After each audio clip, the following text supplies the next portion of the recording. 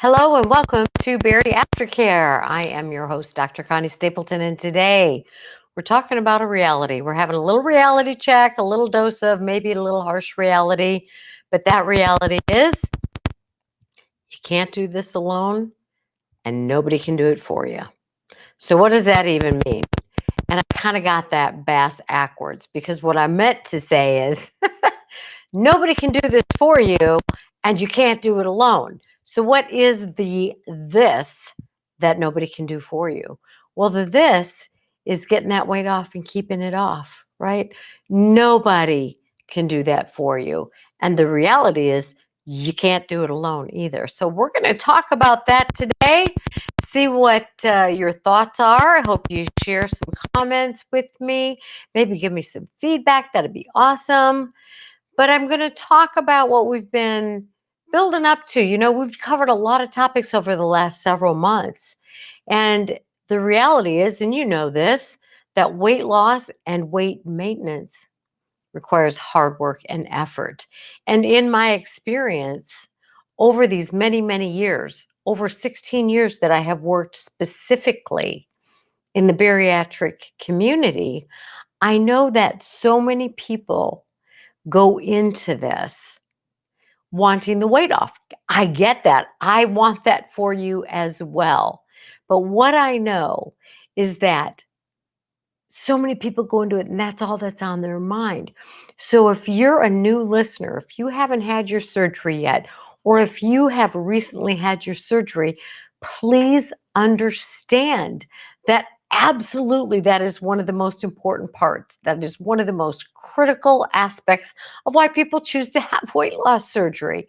It's an amazing gift, an amazing tool that helps you get that weight off, right? So of course, that's one of the things that you want to do is to get that weight off. But I want you to think back over time because most of you have done things in the past where you wanted to get that weight off.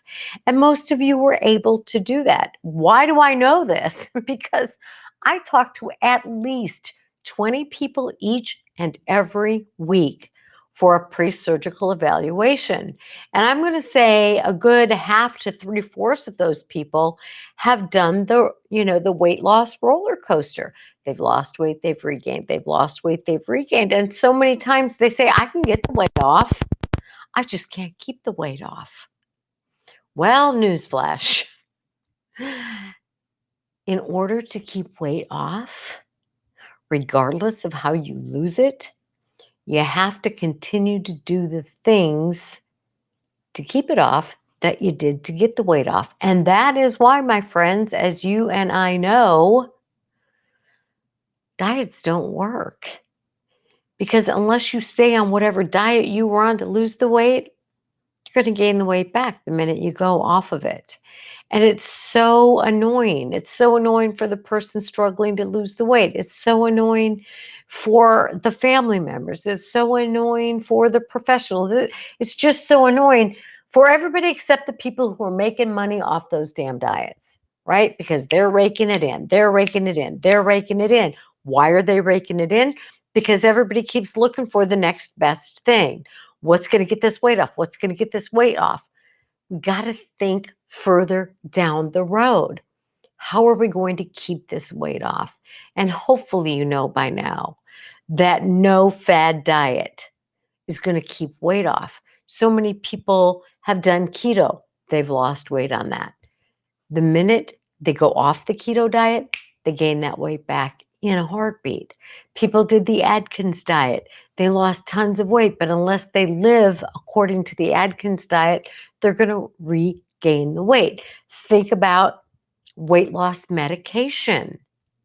While that can help, think about your personal experience with weight loss medication. You probably lost weight in a big old hurry, and you probably gained it back in almost the same amount of time when you came off of it. Think about liquid diets. I mean, it's just a frustration for everybody, right? Because you get that weight off. But unless you live on a liquid diet for the rest of your life, or unless you don't eat any carbs for the rest of your life, which is certainly not a healthy option, and unless you eat 2 protein shakes and 1 lean and green every day for the rest of your life, you're likely going to regain that weight. So, if your goal going into weight loss surgery is, I want to get that weight off, please stop, change the goal. I want to keep that weight off. We'll talk about that a little bit more. All right. So, sadly, and I try not to bring this up at the beginning of an evaluation for somebody who's preparing for surgery, but sometimes I just do, because they're talking about how they've lost weight, on whatever diet, and then they regained it, or then they did this and they lost the weight again. I can keep the weight, but I can't keep it off. And it's so hard for me to resist this question at that early stage in the interview, because I don't want to discourage people. I do want people to know the truth, though. So a lot of times, and always at some point in the process of the evaluation, I will say to them, what makes you think that weight loss surgery will be any different in terms of keeping the weight off if you don't follow through with what you do to lose the weight? Now, that doesn't mean you can continue to have weight loss surgery, but what you're taught as a bariatric patient is that you eat throughout the day, right? You eat smaller meals, you start with protein, right? You don't drink sugar, you don't eat a lot of simple processed carbs. For the most part, 80 to 85%, or whatever your dietitian recommends, you're eating super healthy foods. There's a little room, a little wiggle room, right? They'll also tell you, a lot of dietitians, bariatric dietitians, will say have 2 servings of carbs a day. So that means you don't get to have pancakes for breakfast and a grilled cheese for lunch and pizza for dinner and pasta for dessert, right? That's now how it works. There are many people who head into the weight loss surgery process who think, I'll eat what I want, I'll eat less of it. I don't know many people for whom that works well, right? If what they eat is a constant diet of processed simple carbs and a whole lot of sugar and desserts, that's not going to keep that weight off for very long. So here's the deal. If you've got a history of losing weight but regaining because you go off of the diet, or because you go back to unhealthy habits, you really need to spend some time thinking about how you're going to do that differently, right? You have to do the work. Weight loss surgery is such an amazing tool. It's such a gift to be able to get that stubborn weight off. I totally understand people's frustrations in giving up on a diet when you're putting forth a whole bunch of effort in terms of changing what you're eating and increased exercise, but you're getting no results. I totally understand how frustrating that would be, and how easy it would be just to say, well, forget it. Totally get that. However, with weight loss surgery, you're going to get the results. You're going to lose that weight as long as you're doing what you've been instructed to do, or you don't have some completely, other medical issues that stunt that process. So things like PCOS make it difficult to lose weight, make it a little more difficult sometimes for people, even when they're having weight loss surgery. But for most people, having that surgery means you're going to get a lot of that stubborn weight off, which will give you a lot more enthusiasm and increase your motivation and all of those things. But hopefully you know by now, through whatever sources you listen to, whether it's your online support groups or podcasts or whomever you listen to, that weight loss surgery is not a guarantee to keep weight off, right? You've got to do the work. So what is this work that we're talking about? Well, you've heard it before, right? It's the gotta do's, which I refer to, but it's behavior modification. So you have to choose going into this weight loss surgery process. You've got to choose, what's it going to be this time? Is it going to be a repeat of the past or a new lifestyle? When I say a repeat of the past, what I mean is you get the weight off and then you regain it because you go back to the same behaviors for whatever reason. You get tired of putting forth the effort, or you get discouraged, or whatever it is. But I will tell you that if you do what you've always done, you will get what you've always got. Not a shock, not a surprise to anybody, right? So unless you literally put forth that effort every single day of your life to develop a new lifestyle, you're probably going to gain your weight back. And I know you might hate that word. You may hate the words lifestyle change, right? It's like, ugh, that sounds awful. That means ongoing exercise. That means eating healthy most of the time. That means, oh my God, no, following through with what you were taught before surgery. But if you want the improved health and you want to maintain improved health, if you want the improved lifestyle, if you want to continue to do those glorious, wonderful things like living life fully that you're able to do after the surgery, then you have to make a choice to make the lifestyle changes. Now, when I say have to, you don't have to make that choice, but you got to accept that there are consequences for not making those choices. And that's most likely regain. You've been there before. Is that what you want? Right? It has to be this way. It just has to be. You have to make that dedication. You have to overcome those hurdles. You have to dig deep and see, what are the underlying issues that prevent me from following through? Are there any underlying issues? Or am I just not being willing to put forth the effort? You have to make the lifestyle change. What's that mean, a healthy lifestyle? It means you choose health. I talk to people a lot before their surgery, and a lot of times they come out and they have this mantra: I fear regain, I fear regain, I fear regain, I fear regain. Well, there are some schools of thought that will tell you you will behave in accordance with your most dominant thoughts.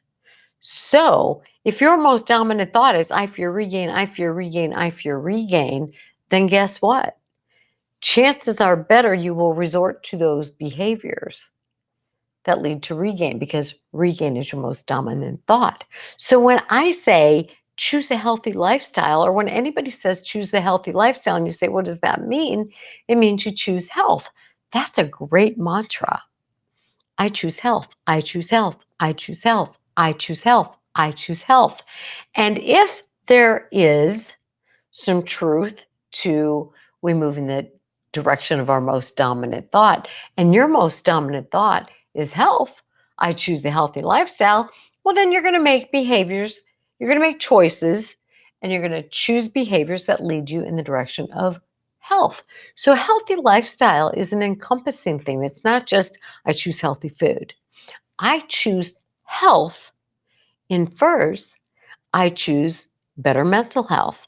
I choose better emotional health. I choose better physical health. I choose better relationship health. I choose better spiritual health. I choose a better health in my relationship with the earth, my relationship with food. I choose health in all things, right? So a healthy lifestyle when it comes to food means you make healthier food choices. When it comes to relationships, it means I don't put up with a whole lot of unhealthy behavior from other people in my relationships. When it comes to your physical health, it means I choose to engage in physically healthy activities on a regular basis.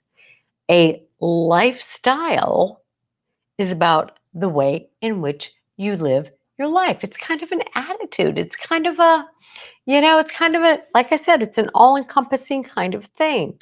So you want to choose a healthy lifestyle. No one can do this for you.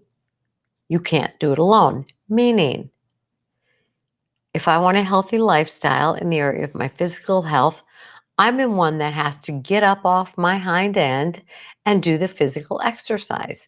Now, that being said, if there were a way for someone else to work out for me and my body get the benefit, I'd probably pay him to do it.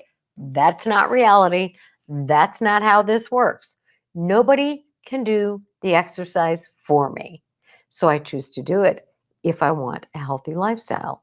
If I want a healthy lifestyle, and that lifestyle includes I want a healthy body, not only does it include the physical exercise, but it includes what I put into my mouth. Healthy eating. Not all of the time. Most of the time, the things that go into my body need to be healthy foods. It also means healthy relationships. So again, it's every area of your life, and you make choices based on what you want. Now, what happens when I struggle to follow through? I have to do the exercise, but maybe I'm struggling, so I can't do it alone. Well, I hire a trainer then, or I develop a walking group, or I ask other people to join me, or I go to a class online. You don't have to pay for it, right? Or I get on YouTube, whatever it is. Nobody can do it for me, but maybe I can't do it alone. So, what kind of help do I need to enlist? Same with your food choices. Nobody can do the healthy eating for me. Nobody can avoid the simple carbs for me. Nobody can get the help for me if I have a food addiction, but I can't do it alone. So maybe I need to hire a bariatric dietitian. Maybe I need to invest in therapy. Maybe I need to ask somebody to help me put together a meal plan. Maybe I need to get somebody to do meal prep with me. I don't know. What does that look like for you? Nobody can do it for you, but you can't do it alone. What about your relationship health? Maybe you're in a relationship with your partner, and it's not a healthy thing. Maybe there are healthy aspects to it, but there are also unhealthy aspects to it. Nobody can make the changes for you in terms of how you communicate, the kind of tone of voice you use. If you use direct communication, which we've talked about not too long ago. So nobody can do it for you, but maybe you can't do it alone because maybe you don't know the skills. What do? Maybe hire a therapist, take some online classes, do what you have to do. I think you're getting the point, right? If you want what you say you want at the outset of weight loss surgery, you need to understand that if you go back to what you had, you'll get what you had before, which is weight loss and then regain. So if you want it different, if you want to maintain the weight loss, if your goal needs to change from I want to lose weight to I want to live a healthy lifestyle, part of that healthy lifestyle is maintaining that healthy weight. Then you've got a better goal with which to work, and you realize nobody's going to do the hard work for me. It's not going to happen. But maybe you need some help along the way. So you choose, right? Because as always, it is your health. It is your life. It's your health and your life every single day that you live. Today, every day. So you have to choose. So I want you to remember that. Nobody can do it for you. You can't do it alone. Get the help you need.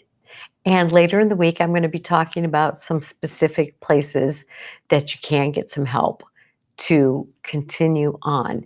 When we need help from other people, where you can go, what kind of therapist should I look for? Or what kind of online resources are there? What kind of apps would be good for this or for that? So I'll share some of that with you on Thursday. And until then, carry on.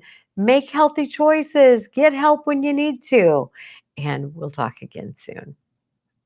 Bye-bye.